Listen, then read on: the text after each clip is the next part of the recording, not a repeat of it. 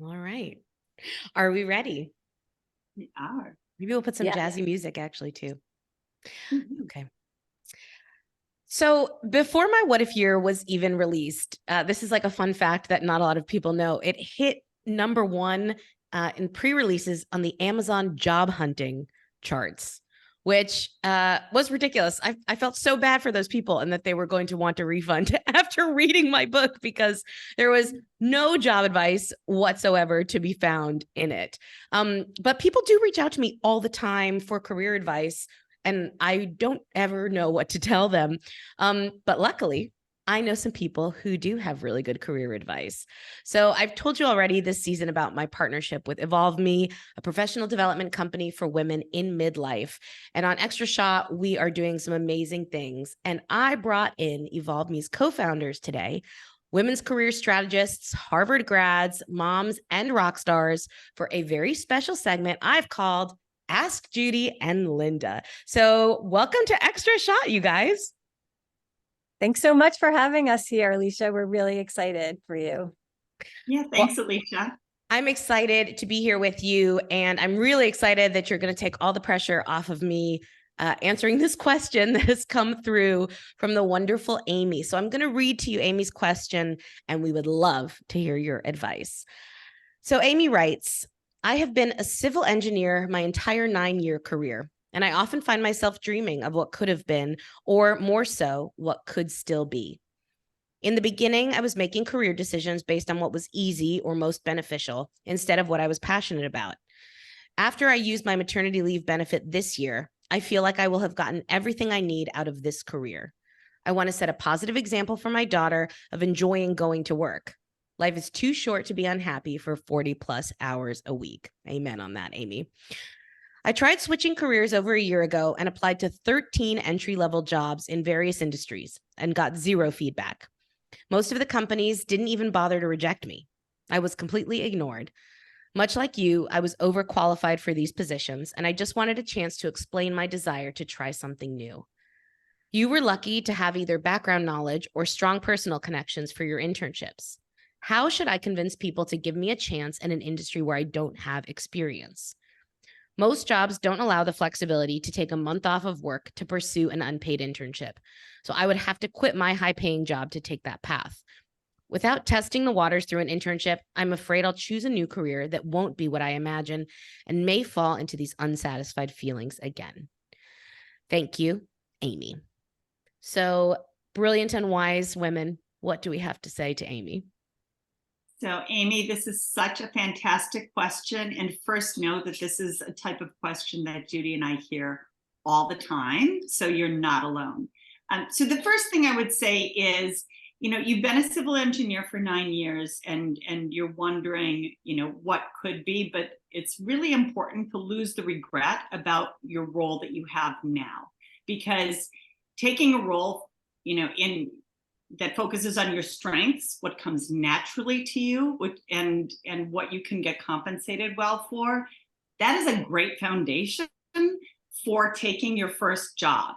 And I bet if you really thought about it and looked back, you haven't been unhappy all 9 years. It's just that now it's so common for women to start second guessing, the decisions they've made in the past based on how they're feeling in the future. But right now you're just at a different life stage. You have a daughter, so your priorities have shifted. So that's number one, like lose the regret about your current role, because I think that you've probably gotten so much out of it and have so much to show for it.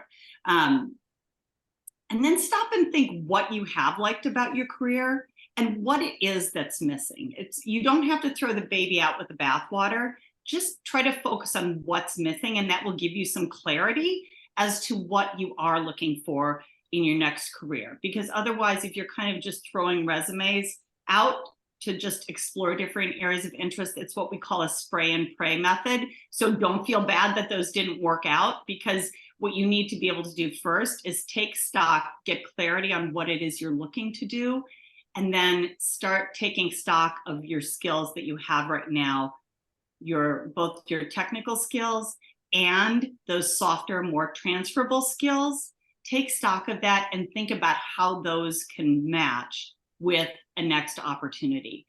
So when you start getting more clear on what's missing for you in your next role and what you have to offer, it becomes easier to connect the dots for employers for next opportunities. You also want to think about if it's possible within your role now, and Judy's going to give you some great ideas for exploring new opportunities, but also think about if it's possible within your new role that there might be small shifts that you can make to get some of what's missing in your career now without leaving at all, or to upskill so that you can set yourself up for the next opportunity. And Judy has some fantastic ways that you can explore new opportunities without an internship. Great. Thanks, Linda. This is Judy. And so, yeah, not everybody is as lucky or able to do what Alicia did, to take that time off to have those internships, but not to worry.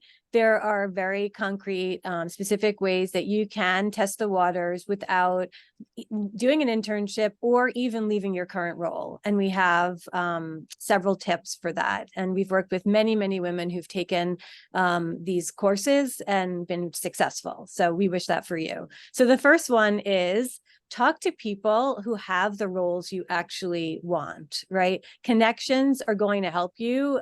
If you do want to make a pivot, relationships are everything. And you want to really understand sometimes, it's not that the grass is always greener, right? Information is everything when it comes to understanding like a typical day that this person has in that role that you're interested in, the kinds of tasks they do, their responsibilities, the opportunities for growth, all those things. And talking to people who actually do the jobs that you wish to do will give you so much clarity, as Linda was talking about, into whether this is something that you want to pursue. And you'll also get connected in new networks in the industry that you're interested in. So it's really a win-win.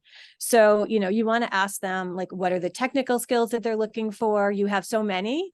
We know that as a civil engineer. And also you have leadership skills. You have, I'm sure you have organizational skills, communication skills, interpersonal skills. So try to find out what the skills that are in demand from people who have the jobs that you can bring forward from your past career. And how does that stack up with what you have now, and where do you need to fill the gaps? Another way to get this experience in testing the waters is right at your desk. Or on your phone. So head to LinkedIn to join industry groups. Whatever industry you're looking to pivot in, there are so many different associations and groups online that you can go and follow and see the posts that they are putting out into the world. You can also see who is a thought leader in your field and follow them, so you can start to familiarize yourself with the kinds of topics, conversations in this field, and that you can become more skilled at having conversations once you actually apply for jobs and get informational interviews and so forth. And LinkedIn is a great place to get nosy, like snoop around. There's lots of free events on LinkedIn Lives. It's a really great way to get a sense of a new industry or new field. And another way to get a good feel for a new industry, especially if you're thinking about a big pivot, is through taking a free course. Now, again, there are a lot of free courses on LinkedIn, but there are also lots of other Coursera and Udemy and lots of other platforms that have free content where you can decide whether this is the right thing for you. Linda tells a story before we started working together in founding EvolveMe of she thought she might want to go into fashion design. And she took a course and realized, actually, that's a passion and a hobby for me, but not necessarily what I want to do for my line of work day in and day out. So that can also give you that sense of clarity. Another way that Linda brought up too is that other ways to explore in the the role that you have now, your passions. So are there other, side projects or other responsibilities that you can add on to your current role where you can inject your passion and inject more of what you love to do? And that will also help position you for the future, because if you have that experience within the role that you have now, you're bringing that out into the world when you're looking for other roles outside your current company. And lastly, we like this one. If you do have some time, we know it sounds like you're pretty busy, having just, coming off of maternity leave, but maybe in the next year or two, things will settle out, or maybe even in the next few months. And you can micro experiment. So you don't have to sign up for the full-on huge internship or anything like that, but there are ways that you can strategically volunteer and contribute your time to causes and your passions or companies, just to dip your toe in the water and see if this is the kind of field that you want to be in. And that's easy to do through volunteer roles. There's also another route that you can take too, by joining boards. Those are volunteer positions that are more structured to give you a sense of, a new role or a new field, and to kind of open your eyes. So these are all ways that you can try out. We love the whole idea of trying on new ways to be when you're pivoting, and you don't have to leave the role that you have now, and you don't necessarily have to take time off. And all of these strategies will really help position you for a future role while you're, maintaining your current position. So we were so excited by your question. There are so many different parts to it that really resonated with us and a lot of the women that we work with. So we wish you good luck, and let us know how it's going. Amy, I bet you're so glad you emailed me and then got this really fantastic answer. Linda and Judy, thank you so much for that. If you enjoyed this and you have a question, please email me or shoot it to me on LinkedIn or Instagram, and maybe we can get another segment of Ask Linda and Judy and Linda back for another round of advice. But the other amazing thing is that you can go to evolveme.work anytime and learn more about what they do. They've got a new cohort of their Reinvention Collective that is starting on October the 24th, and that is still available to join. It's going to be amazing. I have no doubt you'll get all of this brilliant advice and be part of a community of women who are dealing with the same issues that you are. So thank you both so much for your advice and for being on the show today. Thank you, Alicia. We're so excited to be part of your new show. Yes. Thanks, Alicia. This was a lot of fun.